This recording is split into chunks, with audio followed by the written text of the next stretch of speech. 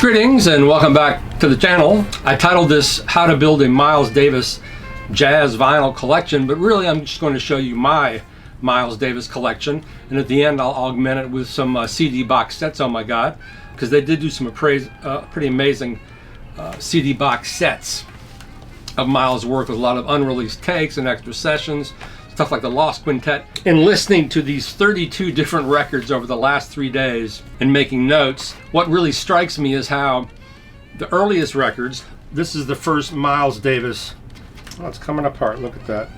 This is the first Miles Davis 12-inch, Musings of Miles from 1955. He had released several 10-inch records before that on Prestige, but in listening to all of these records from the early days of Miles through the beginning of the first great quintet, into the transitional period, into the second great quintet, and then on to Bitches Brew and Live Evil, Big Fun, Water Baby, Circling Around. You hear Miles opening up.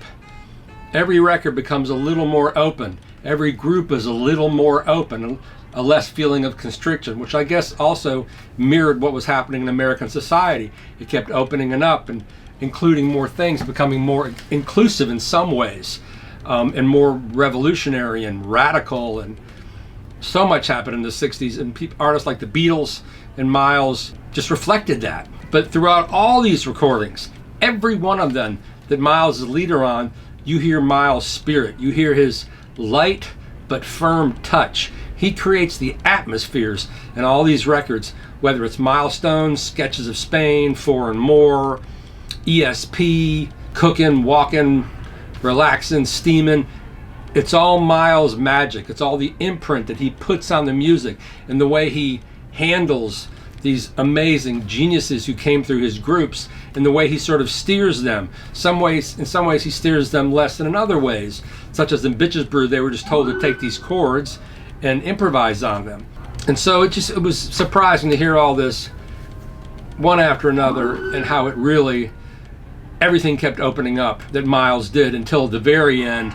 I'm not a fan of records like Tutu and all that kind of stuff. Well, there's some stuff on Tutu actually, and Decoy I think is a great record with John Scofield on it and Marcus Miller. But much later than that, I kind of lose interest when he's covering the pop hits of that day. I built this collection up over a very long period of time, at least 10 years, before the vinyl resurgence was fully taken hold of in the city and every store in town was picked. So it made it easier to find some of these recordings, and I would find them at Jazz Record Center when they were a little bit cheaper. But as I stated earlier, this is the very first Miles Davis 12-inch record, The Musings of Miles, with Miles Davis, Red Garland, Oscar Pettiford, and Philly Joe Jones. So that's two of the members of the first great quintet.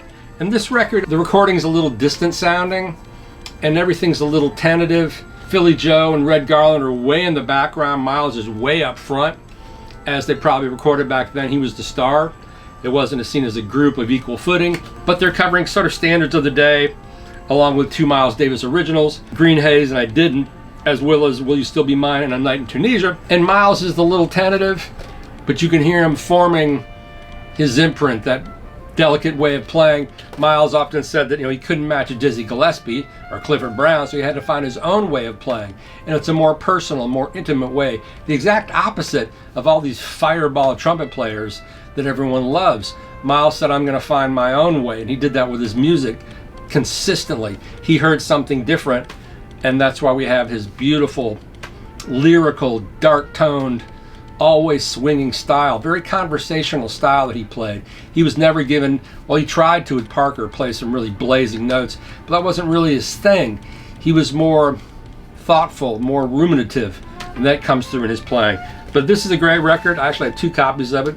This copy is split right down the middle, as you can see.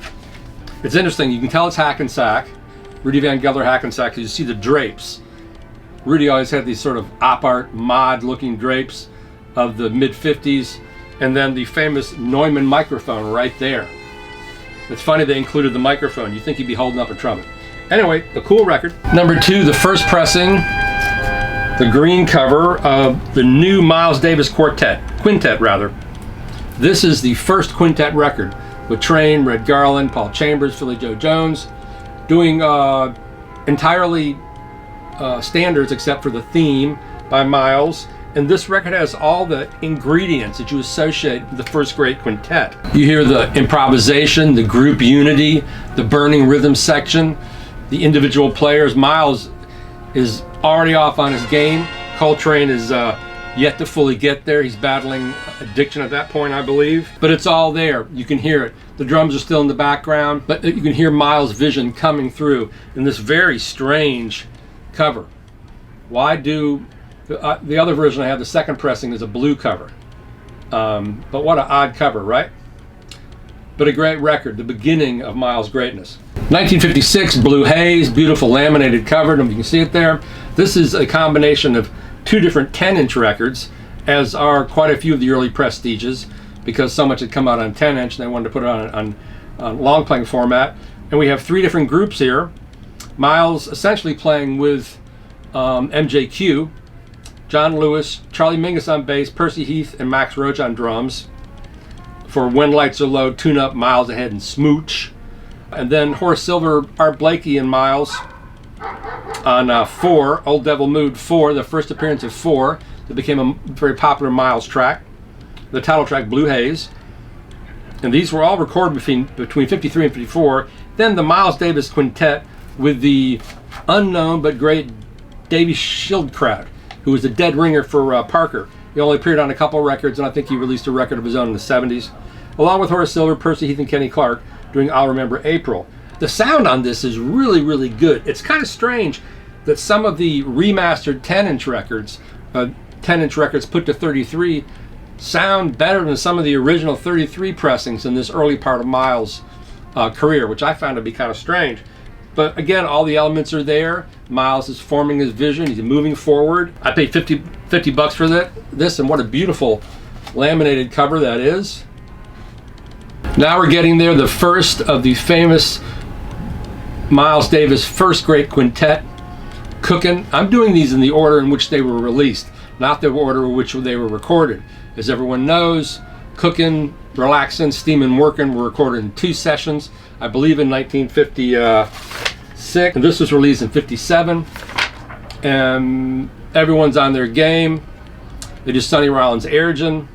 Miles' only tune is Blues by 5, My Funny Valentine, Tune Up, Just Squeeze Me.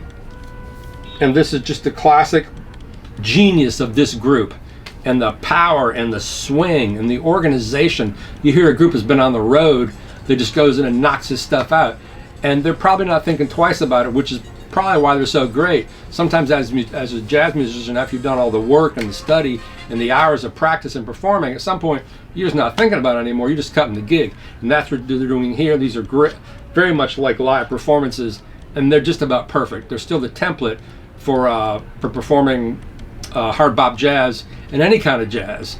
As you're learning a jazz instrument, you come through this way of playing. You learn the standards. That's what everybody still does out of the real book or wherever you get them, transcribe them off records. But it all begins with this record. This is the first great quintet recording, and it's great, from 1957, Cookin.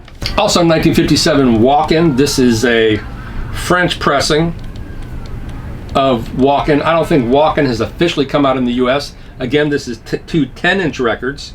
And it's a great lineup for all the different players here. Miles, J.J. Johnson, Lucky Thompson, Horace Silver, Percy Heath, Kenny Clark. Side 2, Miles Davis, Davy Schildkraut again, Horace Silver, Percy Heath, Kenny Clark. This one sounds kind of weird. It has an orange label. The French in the back is sort of interesting as well. But a great cover. They could have gone with that cover in the US.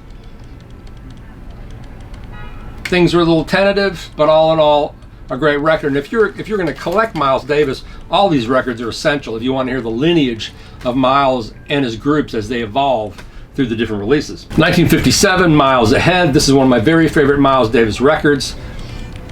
Unfortunately, it was recorded at 30th Street in that large cavernous hall, and it's like, back then they probably had one mic over the horns, one mic over the rhythm section, because you're hearing this giant hall as much as you're hearing the instruments. The instruments are sort of lost in the hall, but in a way that echoey, reverby thing also gives a certain kind of magic to the songs here, which there's a lot of loneliness on this record, and you know, very late night. Miles is playing beautifully on this record. This is the first collaboration with Gil Evans, the other being Sketches of Spain and Porgy and Bess, of course. I believe they did one other one too. But even though the group kind of gets lost, this large ensemble in the giant hall, it's also just really beautiful.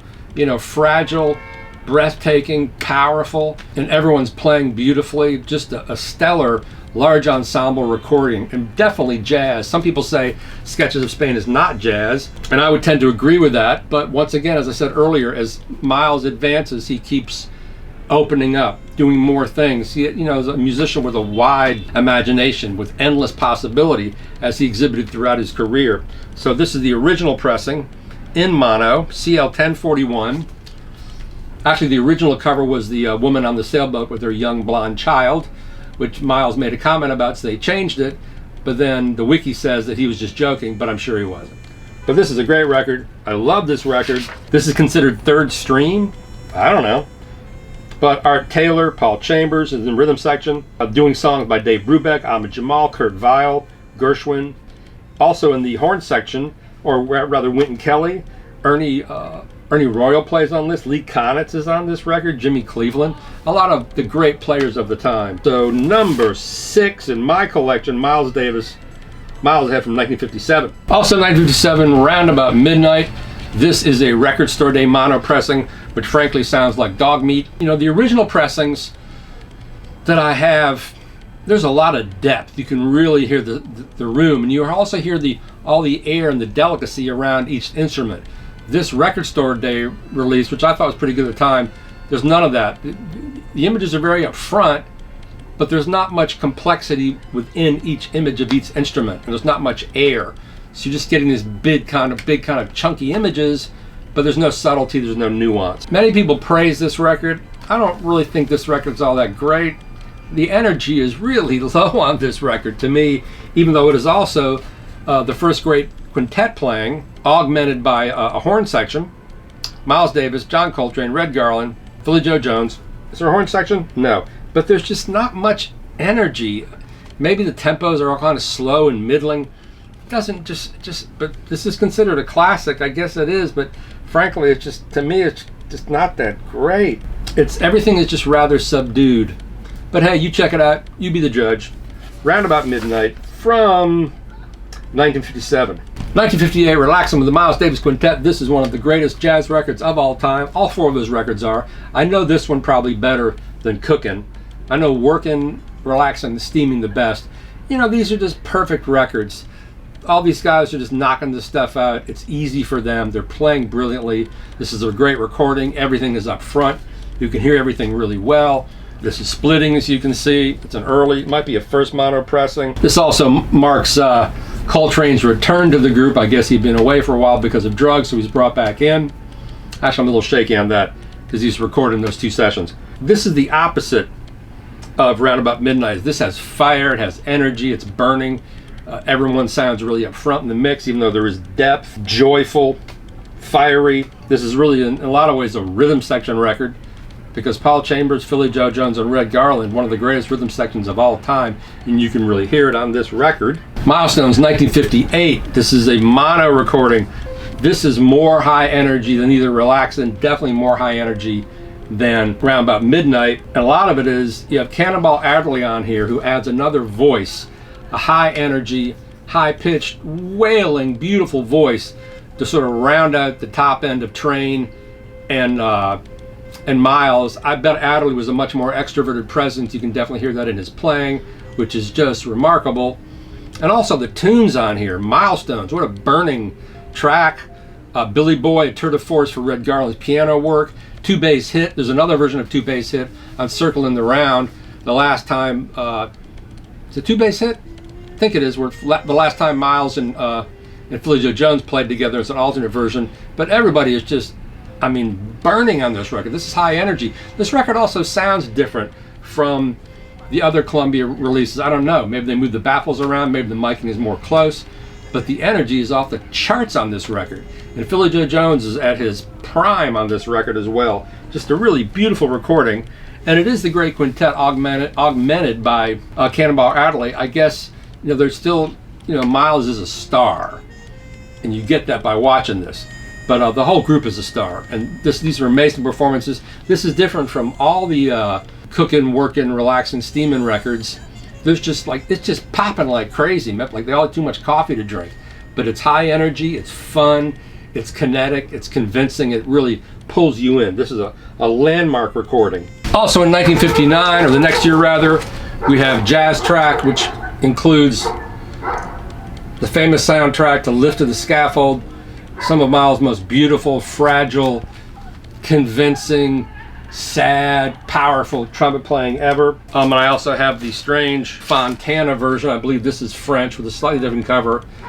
Has Lift of the Scaffold on one side, then Art Blakey on the other side. Kinda Blue comes in 1959, of course, one of the greatest jazz records of all time. I don't need to tell you anything about that. Sketches of Spain, 1960. Yes, this is not a jazz record, but it's an incredibly beautiful recording, and it's very well recorded. Everything is really distinct, all the horn lines, everything, and really up front, and beautifully panned left to right in stereo, at least on this copy. I was really impressed with the general sound of this. It's Miles and Evans covering, to a degree, Spanish standards. Concerto de Aranez by De Falla, I believe. Will o' the Wisp, the Pan Piper, Saeta Solea. It is a jazz record, because it's the spirit of Miles all over it.